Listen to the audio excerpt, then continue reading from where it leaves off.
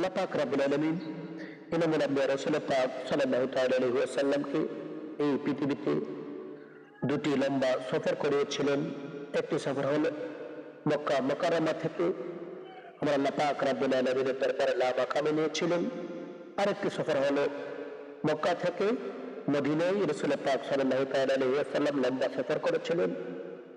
তো মক্কা থেকে আমার আল্লাহ পাক রব্বুল আলামিনের কাছে নেওয়ার জন্য রাসূল পাক সাল্লাল্লাহু তাআলা আলাইহি ওয়াসাল্লামের সঙ্গী হিসেবে যাকে আমার আল্লাহ পাক রব্বুল আলামিন বেছে নিয়েছিলেন তিনি হলেন আফজালুল আলা, ফেরেশতাদের মধ্যে সবচেয়ে উত্তম যিনি হযরত জিবরাইল আলাইহিস সালাম।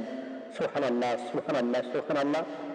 এবং দুনিয়াতে আমার আল্লাহ পাক রব্বুল আলামিন মক্কা থেকে মদিনায় যে হিজরত করিয়েছিলেন, এই মক্কা থেকে মদিনায় যে হিজরতটা করেছিলেন এখানে রাসূল পাক সাল্লাল্লাহু তাআলা আলাইহি ওয়াসাল্লামের সঙ্গে যিনি ছিলেন তিনি হলেন হযরত আবু বকর রাদিয়াল্লাহু তাআলা আনহু। সুবহানাল্লাহ সুবহানাল্লাহ সুবহানাল্লাহ।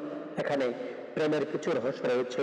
আমি সেই প্রেমের রহস্য, প্রেমের জট খুলে দেওয়ার জন্য আজকে আমি আপনাদের সম্মুখে হাজির হয়েছি। যদি সময় পাই ইনশাআল্লাহ কিছু কথা আপনাদেরকে বলবো, আশা করি সকলে মনোযোগ সহকারে শুনবেন। হযরত আবু বকর রাদিয়াল্লাহু তাআলা আনহু রাসূল পাক সাল্লাল্লাহু তাআলা আলাইহি ওয়াসাল্লামের সঙ্গে যখন মক্কা থেকে মদিনায় হিজরতের জন্য বের হয়ে গেলেন, তো যেহেতু পাহাড়ি রাস্তা ছিল রাসূল পাক সাল্লাল্লাহু তাআলা আলাইহি ওয়াসাল্লাম হেঁটে যাচ্ছে, হযরত আবু বকর রাদিয়াল্লাহু তাআলা আনহু উনিও হেঁটে যাচ্ছে। হযরত আবু বকর রাদিয়াল্লাহু তাআলা আনহু ভাবলেন যে রাসূল পাক সাল্লাল্লাহু তাআলা আলাইহি ওয়াসাল্লাম এই পাথরময় রাস্তা দিয়ে যাইতে যাইয়া হয়তো বা ওনার পায়ে পা মোবারকে ব্যথা লাগতে পারে। এই জন্য হযরত আবু বকর রাদিয়াল্লাহু তাআলা আনহু বললেন, ইয়া রাসূলুল্লাহ ইয়া হাবিবাল্লাহ নবী, আপনি আমার কাঁধে উঠুন, আমি আপনাকে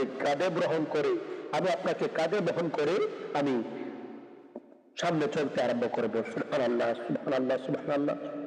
ইমামুল আম্বিয়া রাসূল পাক সাল্লাল্লাহু তাআলা আলাইহি ওয়াসাল্লাম হযরত আবু বকর রাদিয়াল্লাহু তাআলা আনহুর কাঁধে উঠলেন। হযরত আবু বকর রাদিয়াল্লাহু তাআলা আনহু রাসূল পাক সাল্লাল্লাহু তাআলা আলাইহি ওয়াসাল্লামকে নিয়ে চলতে আরম্ভ করলেন। আল্লাহু আকবার আল্লাহু আকবার আল্লাহু আকবার।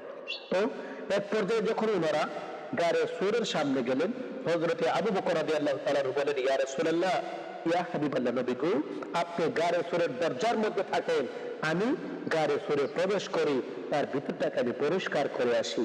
এখানে গুরুত্বপূর্ণ একটি পয়েন্ট রয়েছে, তা হচ্ছে গারে সুর এমন একটা জায়গা, প্রত্যেকটা মানুষের ভিতরে গারে সুর রয়েছে, প্রত্যেকটা মানুষের ভিতরে গারে সুর রয়েছে। তা হচ্ছে প্রত্যেকটা মানুষের কলব, যে কলবের মধ্যে অলি নাই, যে কলবের মধ্যে সাহাবী নাই, যে কলবের মধ্যে আল্লাহর অলিদের প্রেম নাই, ওই কলবের ভিতরে নবী